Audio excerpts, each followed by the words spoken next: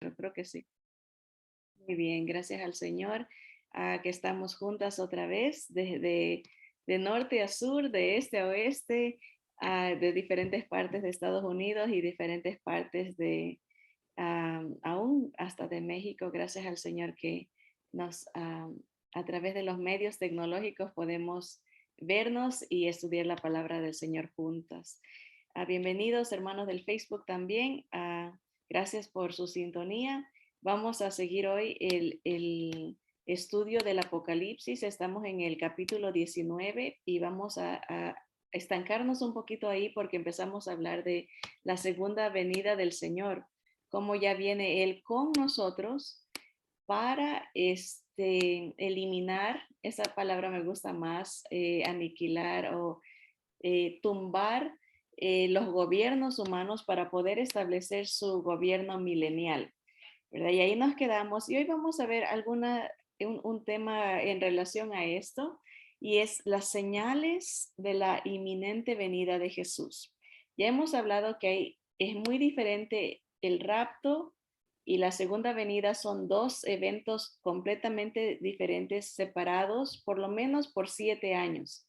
El rapto es primero y el rapto no se sabe el día ni la hora, dice la palabra del Señor. De la segunda venida no se sabe el día ni la hora, pero se puede estimar, porque será 3 años y medio después de lo que la Biblia llama la abominación desoladora, que es que el anticristo entra al templo de Jerusalén para declararse Dios. 3 años y medio después de eso, viene el Señor con nosotros a tumbar el gobierno del anticristo, el gobierno global, el gobierno mundial y a establecer su reino. Entonces, hay algunas diferencias entre el rapto y la segunda venida. El rapto, por ejemplo, esto ya lo hemos estudiado, es una aparición. Solamente los creyentes van a ver al Señor Jesús durante el rapto. Pero en la segunda venida de Jesús con nosotros, todo ojo lo va a ver, todo el mundo va a ver al Señor Jesús. Esa es una diferencia muy marcada. Una otra diferencia es, por ejemplo, el Señor en el rapto se queda en las nubes, esperándonos para que los muertos en Cristo resuciten primero, luego nosotros los que vivimos, los que hayamos quedado, juntamente con ellos nos reunimos con el Señor en el aire. Ese es el rapto. En la segunda venida el Señor baja en las nubes hasta acá a la tierra y pisa en Jerusalén. Él viene a no es una aparición, sino una venida. Él viene por segunda vez a, literalmente a Israel. Y hay muchos versículos que hablan que él va a poner su pie en el monte de los olivos y el monte se va a partir en dos, o sea, va a haber efectos climáticos, ecológicos, va a haber cambios en la tierra cuando el Señor venga. Sí que hay otras diferencias entre el rapto y la segunda venida del Señor. El rapto es exclusivo para creyentes, es solo para los que crean en Jesús como su único y suficiente Salvador. No todas las religiones creen en Jesús como el único Salvador.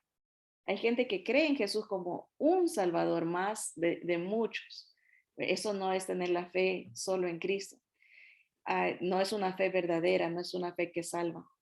Así que solamente los creyentes en Jesús van a ser beneficiados de su aparición, porque el Señor nos lleva para que evitemos, escapemos, más bien sería la palabra perfecta, escapar de las cosas que vienen a la tierra durante esos 7 años, los últimos 7 años de la humanidad como nosotros lo conocemos, de gobiernos humanos, de naciones, todos son los últimos 7 años. Y el Apocalipsis nos habla de mucha destrucción que viene al mundo durante esos 7 años, primordialmente en los últimos 3 años y medio. Es una destrucción casi total del mundo. Y el Señor viene porque dice que si Él no acorta los años de la gran tribulación, nadie sobreviviría. O sea, Él viene para poner control al descontrol que el anticristo y la humanidad va camino a un descontrol de maldad, descontrol de guerra, descontrol de la estabilidad económica, estabilidad, va camino a la destrucción, la tierra. Pero el Señor viene para evitar el desastre total de la humanidad. Y en eso nos vamos a concentrar ahora, en la segunda venida de Jesús, no en el rapto. Eso ya quedó en los primeros capítulos de Apocalipsis. Ahorita estamos en el capítulo 19, ya casi al final. Ya nomás nos quedan unos cuantos capítulos más y acabamos el libro de Apocalipsis. Así que para las semanas que tengo en el Zoom tenemos notas, mapas, a veces hasta videos, pero después voy a poner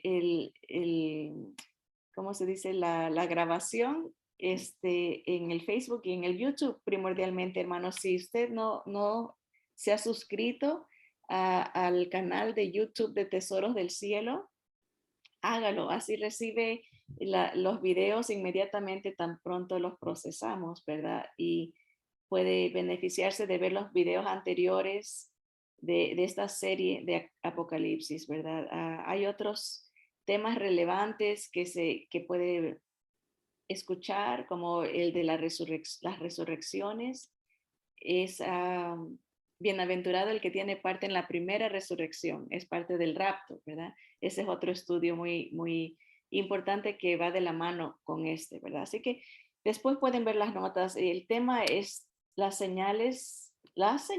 señales, ¿verdad? De la inminente venida de Jesús, la segunda venida.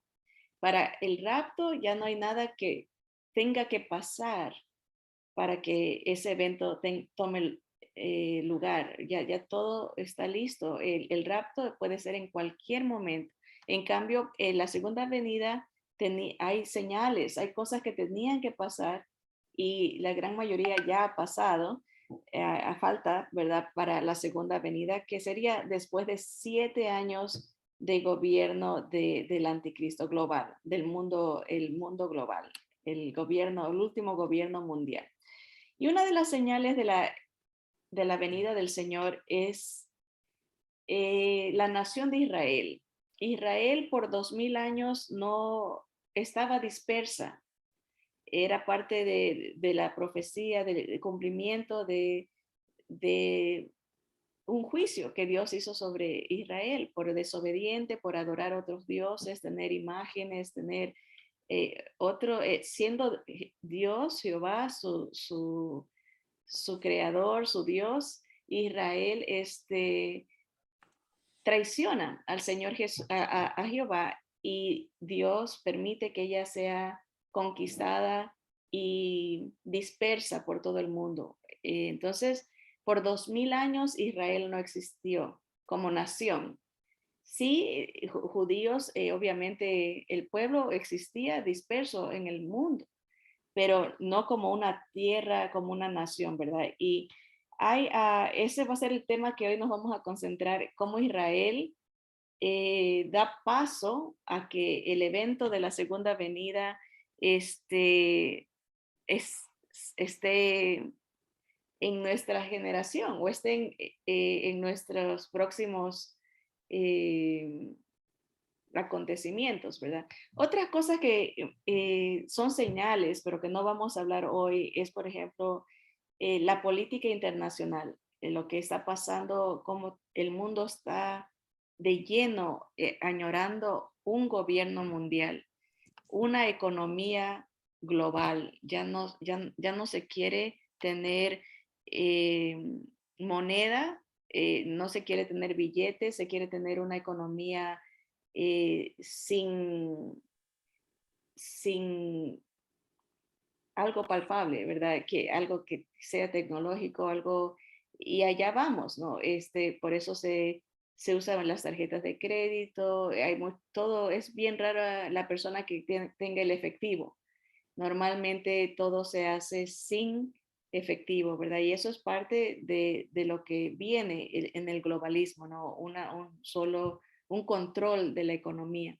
La tecnología también, a dónde estamos y cuánto se ha avanzado, es una evidencia, una señal Y eso lo vamos a ver con más detalle en otro estudio, ¿verdad? Como los avances bélicos en la guerra, ¿verdad? Los avances nucleares, habla de todo lo que viene en el futuro que se nos habla en Apocalipsis, ¿verdad? La destrucción de la tercera parte de la tierra, la destrucción de la tercera parte del mar, la destrucción de las esferas celestiales, ¿no?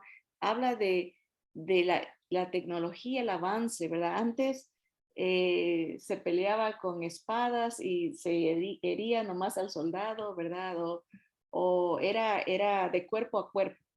Ahora la tecnología con guerra biológica, guerra nuclear, guerra a nivel molecular, todo es avanzado. Y eso concuerda con lo que el Señor nos dice que va a pasar antes de su segunda venida. Aquí pusimos la espiritualidad. El Señor anuncia que antes que Él venga por segunda vez, hace la pregunta, ¿hallará fe en la tierra?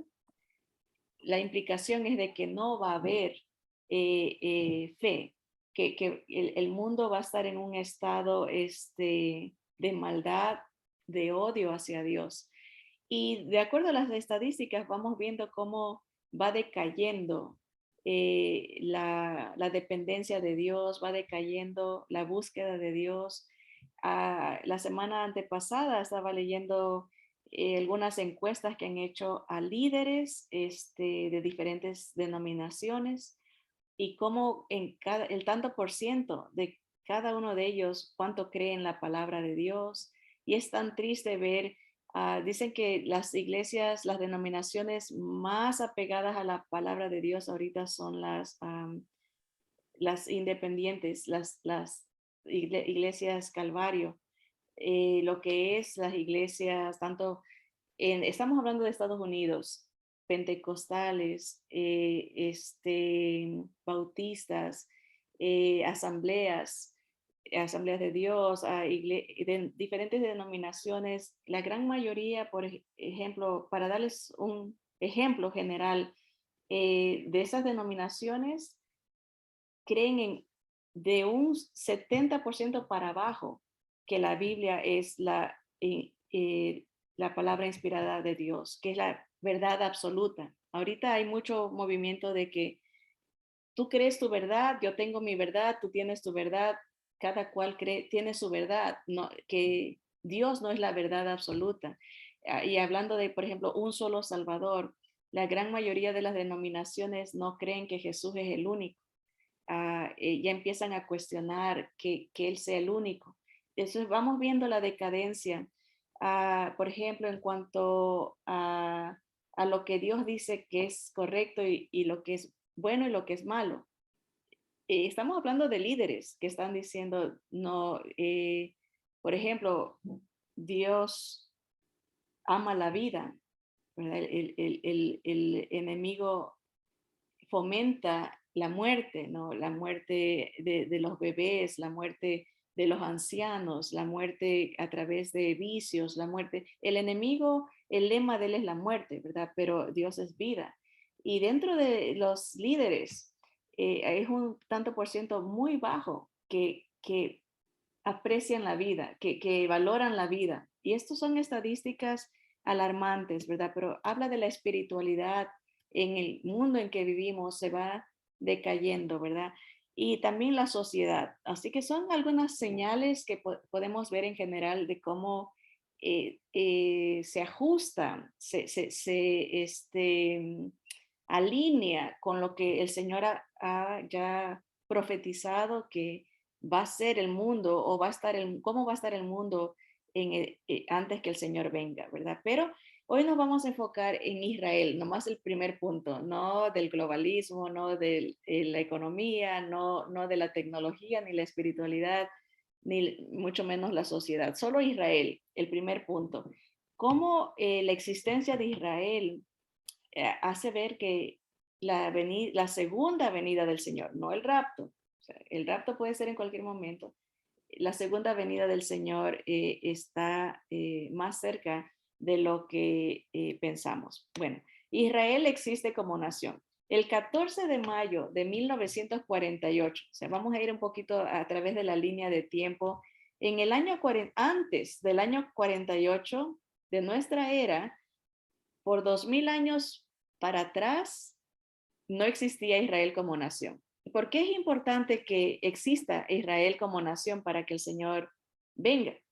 Porque Él viene a establecer su reino en Jerusalén. Entonces, si no existe Israel, si no existe Jerusalén, cómo va Él a sentarse en su trono? Cómo va a empezar su reino milenial aquí en la tierra?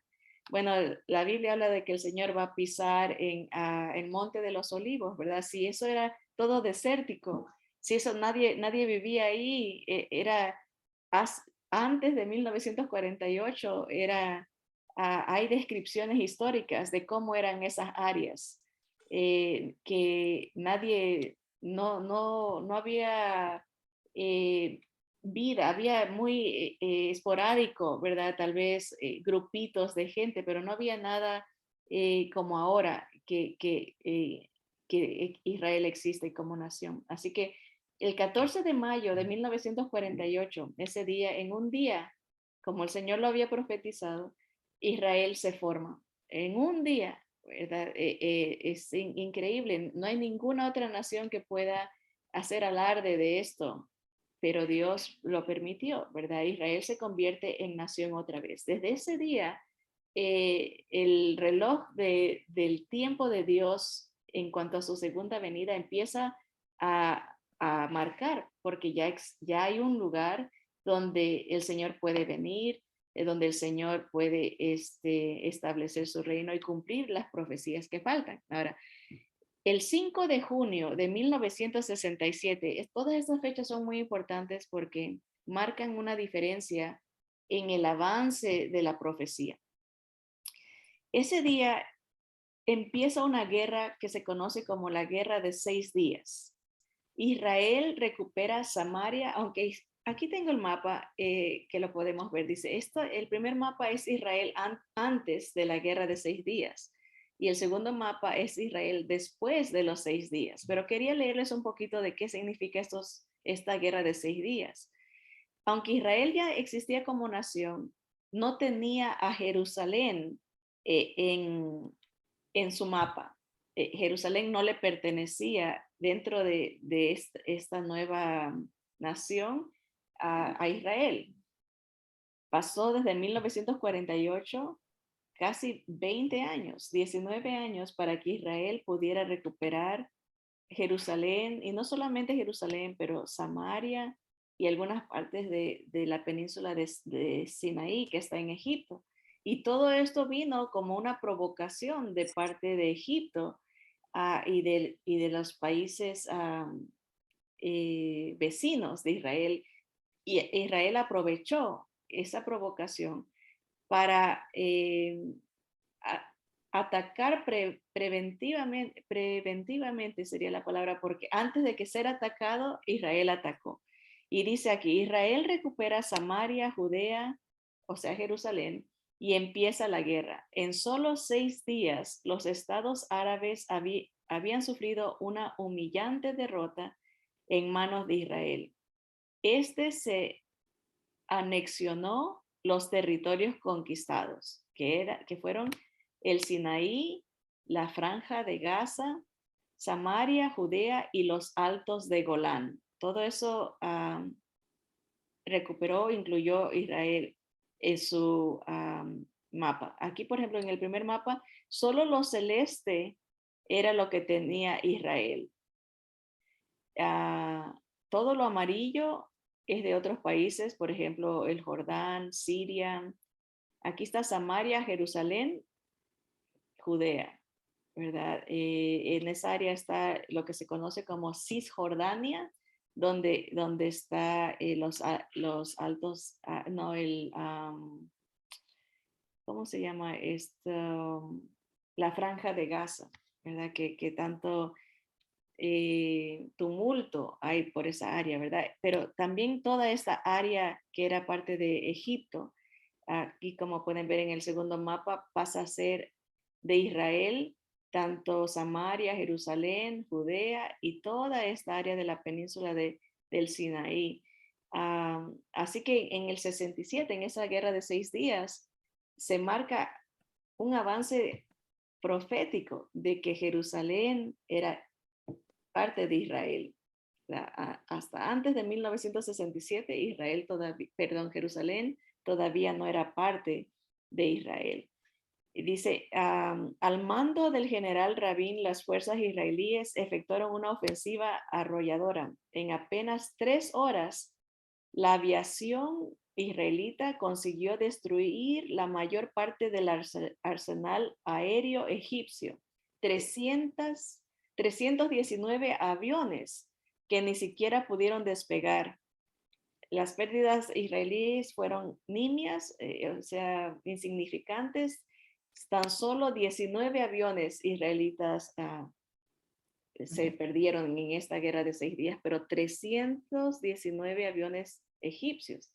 Así que eso marca un avance en el reloj de Dios, en el reloj profético.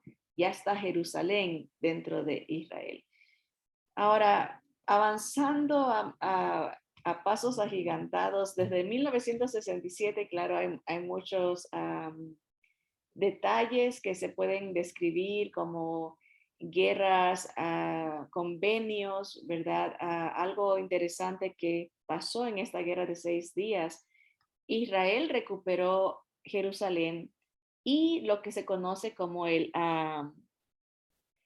monte del templo, que es donde está ahorita la mezquita musulmana. Israel conquistó todo eso. Pero algo interesante pasó, que el general que logró esta conquista, concedió esa área a los musulmanes, que era algo para congraciarse, algo imposible de imaginar que después de haberlo ganado, lo conceda. Pero hay una profecía que el Señor tiene acerca de esa área del templo, que dice que los gentiles la van a pisar. El Señor tiene un tiempo para los gentiles, o sea, que van a estar en esa área. Si Israel se hubiese quedado con todo ese control, esa profecía no se hubiese dado, los hubiesen quitado, ¿verdad? Y nunca se hubiese construido, o más bien preservado esa mezquita, ¿no? Ese templo musulmán. Pero se tenía que cumplir la profecía de que hay una sección cerca del templo futuro que se va a construir, donde el Señor dice, ahí haz distinción entre el área que están los gentiles y el área donde está mi pueblo. O sea, encaja con la profecía. Pero saltándonos en la profecía, en el reloj de Dios del tiempo profético en cuanto a Israel, el 14 de mayo del 2018, hace unos años atrás, sucede algo muy interesante, que es que Estados Unidos mueve la embajada de Tel Aviv a Jerusalén, haciendo una declaración de aceptar a Jerusalén como la capital de Israel. Algo que hasta el 2018, antes de mayo, ninguna nación quería reconocer. Siempre se evitaba el tema o seguía Tel Aviv siendo la capital.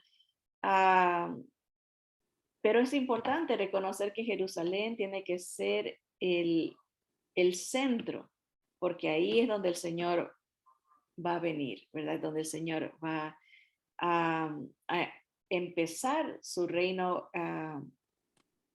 milenial, ¿no? Un reino de justicia, de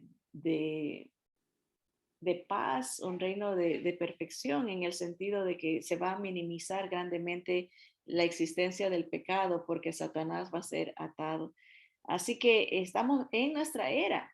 Y el Señor dijo, no leímos esto, pero cuando le preguntaron, ¿qué señal va a haber de tu venida? Él dijo, miren primero que nadie los engañe, porque van a venir muchos ungidos, muchos Cristos, y a muchos engañarán. Ahorita vivimos en una era tan peligrosa de engaño. Hay mucha gente que sale como salvador, sale como escogido, como líderes ungidos, ¿verdad? Y a muchos engañarán, dice las escrituras. Y oiréis, dice, de guerras y rumores de guerras. Reino contra reino, nación contra nación. La palabra reino son autoridades, ¿verdad? O sea, se levantan movimientos de amenazas, de guerras nucleares y esto de nación contra nación, la palabra nación es la palabra etnos. O sea, va a haber guerras de razas. Hace pocos años se levantó este movimiento de la teoría crítica de origen, ¿verdad? Que es atacar al blanco, hacer esta distinción entre humanos, ¿verdad? Tú eres de esto, tú eres del otro, vamos a guerrear. Ese es el levantamiento de etnos contra etnos, nación contra nación. Hay mucho, se fomenta mucho el odio, mucha la división, ¿verdad? Y el Señor, sabemos cómo trabaja el Señor y cómo trabaja Satanás. Satanás es todo acerca de muerte, odio, destrucción, división.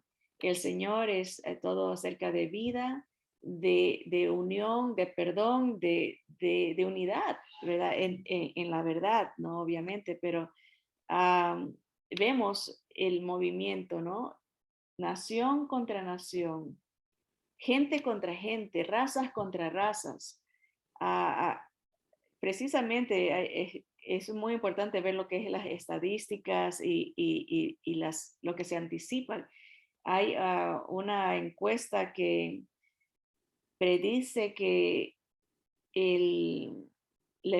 los levantamientos civiles, ahorita hay inestabilidad mundial desde América, Europa, Asia, África, hay levantamientos civiles, hay riesgo, dice que en esta estadística que daban que anticipan que un 80% de los países entren en guerra civil, o sea, levantamiento, ¿verdad? Y eso el Señor dijo, antes de que yo venga, todo esto va a pasar.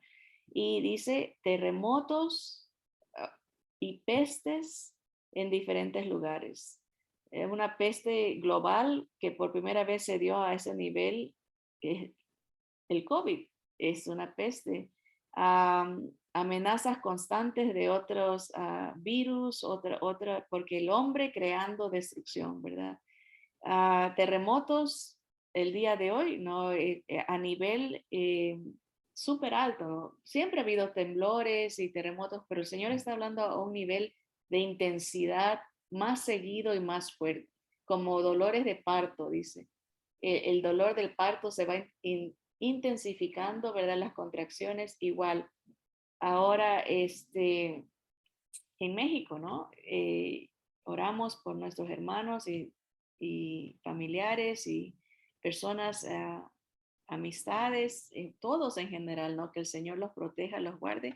Hay, se está diciendo que fue un terremoto de 7.4 a 7.9, fue algo tremendo, ¿verdad? Y el Señor lo advirtió, todas estas señales, ¿verdad? Así que para terminar, hay más detalles, pero vamos a verlos con más calma. Dice, el mundo, las naciones se levantan con Israel, porque estamos hablando de Israel en estos momentos. Hace un mes, el Medio Oriente se unió contra Israel, ¿verdad? Hubo esta cumbre trilateral entre Rusia, Turquía e Irán, y esto sigue generando incomodidad entre los líderes occidentales, ¿verdad? Porque esa unión representa una amenaza a, a Estados Unidos y toda la eh, América, ¿no? Esta vez, bueno, no toda, porque hay países que apoyan a Rusia, ¿verdad? Esta vez fue la ministra alemana Annalena Baerbock quien advirtió que el encuentro celebrado en Teherán el 19 de julio pasado puede ser interpretado como un desafío directo a la Alianza Atlántica creada en 1949. Esto es una alianza europea, ¿no? O sea, todo esto va en contra de eh, Europa y América, Estados Unidos.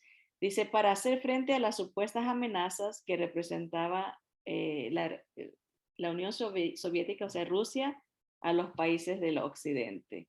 Ahí vemos a los presidentes de Rusia, de Irán y de Turquía de la mano. Y esto, el tema general decía, Rusia, Turquía e Irán consolidan lo innegable.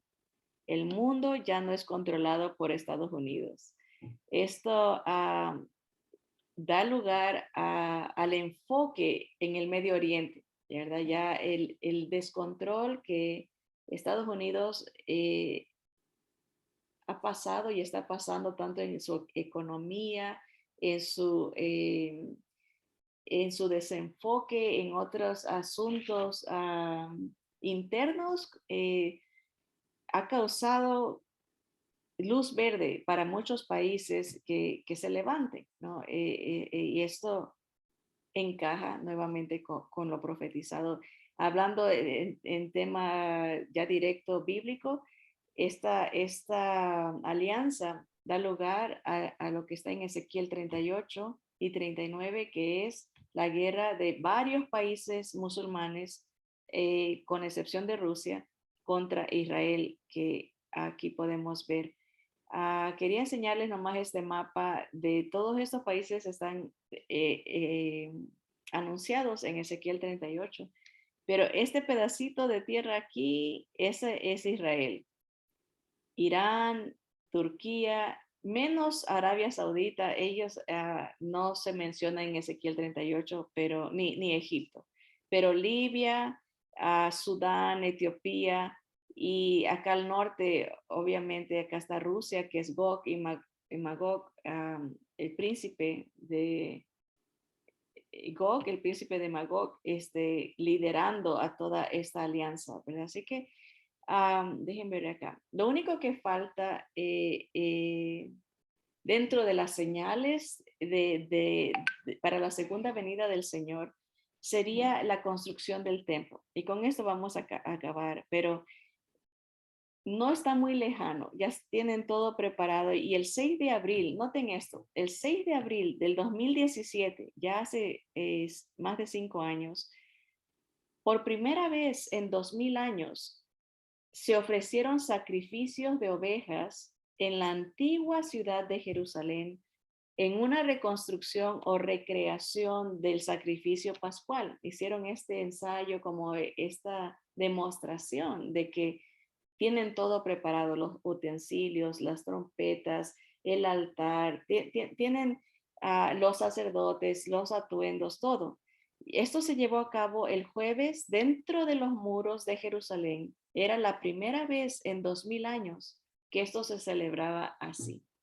Y esto es muy importante porque hay profecías de la construcción del templo donde el anticristo va a entrar y se va a declarar Dios y eso marca la gran tribulación, la última parte de la tribulación que se considera los 3 años y medio de gran tribulación donde Israel va a ser perseguida, donde empieza otro holocausto y el Señor regresa para salvarla, para restaurarla. Entonces, acuérdense, el rapto es un enfoque para el creyente. El Señor viene a salvar a su iglesia de lo que viene. Pasan 7 años o tal vez un poquito más, dependiendo Hay los que creen que el rapto es justo antes de que aparezca el anticristo. Otros dicen que sabremos y que después nos lleva el Señor. La gran mayoría de los creyentes nos inclinamos a pretribulacional, que el Señor viene a llevarnos, a salvarnos a la iglesia, a los creyentes antes de que venga el anticristo. Pasan los 7 años de esa gran tribulación y el Señor regresa por segunda vez, su segunda venida, pero ahora a salvar a Israel.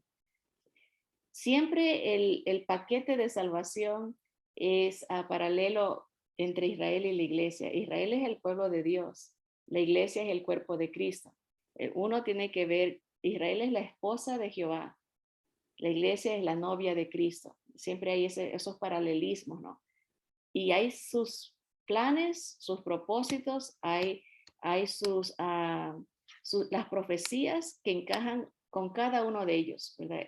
Entonces podemos ver que las cosas ya se han dado y se están dando, que el Señor en cualquier momento viene por nosotros y después con nosotros en la segunda venida del Señor.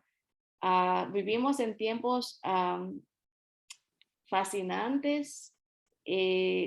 Todas esas cosas no son para asustarnos, sino más bien para, dice la palabra, para que levantemos nuestros ojos al cielo, porque nuestra redención está cerca. El mundo pasa, todos sus afanes, a veces nos desenfocamos porque nos concentramos tanto en las rutinas y nuestro mundo, que sacamos los ojos de lo que está pasando en el mundo y cómo todo eso encaja con lo que el Señor ya dijo que pasaría y cómo nos rescataría, cómo nos libraría de lo que viene. Así que son profecías. Siempre decía un pastor que el Señor se llevó este año, que hablaba mucho de las profecías finales y decía, todo lo que el Señor nos ha revelado de la segunda venida no está para asustarnos, sino para prepararnos, ¿verdad? La iglesia está lista para que el Señor venga por ella. Israel tiene que prepararse y lo va a hacer a través del sufrimiento, a través de la persecución, porque ahí es donde el Señor va a levantar a evangelistas, van a entender que Jesús era su Mesías. Hay propósitos para ellos también. Así que prepararnos, estar velando y orando, porque nuestra redención está cerca. No perdamos tiempo en cosas que no se pueden cambiar, en cosas que es tiempo de invitar a otros a que sean salvos, a hablarles de Jesús, a hablarles del plan de salvación, a hablarles de la misericordia de Cristo Jesús. Hay esperanza, hay consuelo para los que estamos en el Señor. Ni la muerte ni la vida nos pueden separar de Él. Así que adelante con Cristo. Si el Señor nos lleva, pues nos vemos allá en los aires, dicen muchos hermanos, nos vemos allá en las nubes. Si no, aquí seguiremos predicando el mensaje de salvación y glorificando al Señor Jesús. Nos vemos el día jueves, si el Señor permite, y no nos ha llevado. Así que vamos a orar. Señor, te damos gracias porque tú nos revelas el fin desde el principio. Tu palabra es 100% segura. Vemos cómo a través de la historia se va dando lo que tú ya anticipaste, Señor, y eso nos trae paz, tranquilidad. Tú todo lo sabes, tú todo lo puedes, Señor, y estamos del lado ganador, estamos contigo. Y si tú estás con nosotros, ¿quién contra nosotros, Señor? A Satanás sabe su futuro, por eso está desesperado, viendo cómo destruye, cómo divide, cómo aparta a la gente de ti, Señor. Pero gracias te damos porque eh, más poderoso es tu Espíritu Santo que está en nosotros que el que está en el mundo, Señor. Gracias por la promesa de estar contigo, Señor, y de ver tu victoria, Señor. El paquete completo de la salvación. Padre, oramos por los que faltan, Señor, que sus ojos se abran a la verdad de tu venida, Señor, sus corazones se ablanden, Señor, y tú puedas rescatarlos también de la muerte, del poder del pecado, Señor, de Satanás, del sistema, del mundo, Señor, que tú los saques de la esclavitud, Señor. Padre Santo, rogamos que tú protejas a tus siervos, Señor, los que predican la verdad, Señor, que levantes siervos que se paren en la brecha, Señor, en estos tiempos de tanta confusión, de engaño, de apostasía. Señor, pedimos que tú levantes siervos que anuncien tu verdad, Señor. Padre Santo, ata al hombre fuerte, expande nuestro territorio, Señor, para que podamos avanzar, Señor, y am, alcanzar más almas para tu gloria, Señor. Te damos gracias, Padre, porque tú eres fiel, siempre has sido y lo serás. Eres fiel a tu iglesia y eres fiel a Israel, Señor. Rogamos por la paz de Israel, Señor, que es cuando tú vengas, Señor. Gracias, Señor, porque tenemos tu palabra que brilla como una antorcha en lugares de tinieblas, Señor. Ayúdanos a estar atentos, nuestros oídos, a la palabra profética que está revelada en tu palabra, Señor. Pedimos por los que andan desanimados, Señor, por los débiles, que podamos rescatar a los que están ah, cerca de las llamas, Señor, Padre Santo, a los que dudan, Señor, que podamos animarlos, Señor. Úsanos, Señor, grandemente. Todo esto pedimos en el nombre poderoso de Jesús, nuestro Señor. Amén, amén. Adelante con Cristo, hermano.